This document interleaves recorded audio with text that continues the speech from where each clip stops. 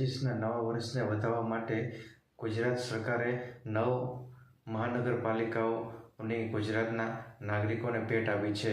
જેની વાત કરીએ તો મહેસાણા, મોરબી, નવસારી, સુરેન્દ્રનગર, ગાંધીધામ, વાપી, આણંદ, નડિયાદ અને પોરબંદર આ 9 જે જિલ્લાઓ છે એની મહાનગરપાલિકાઓને મંજૂરી આપી છે. જેના લીધે 9 જિલ્લાના લોકોમાં ખુશીની લાગણી જોવા મળી છે.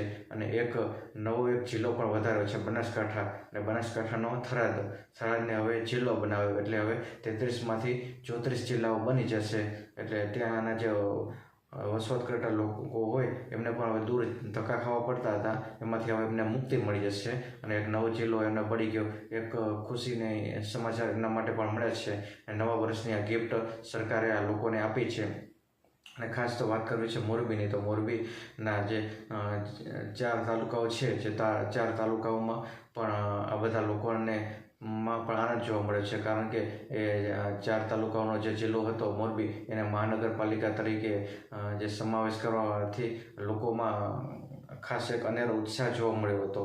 અને એક વિકાસની એક તકોમાં પણ એક વધારો થયો હતો. કારણ કે હવે મહાનગરપાલિકાઓ બની છે એને પણ નવી ગ્રાન્ટ ફાળવવામાં આવશે અને નવો વિકાસ કરવામાં આવશે. નમસ્કાર.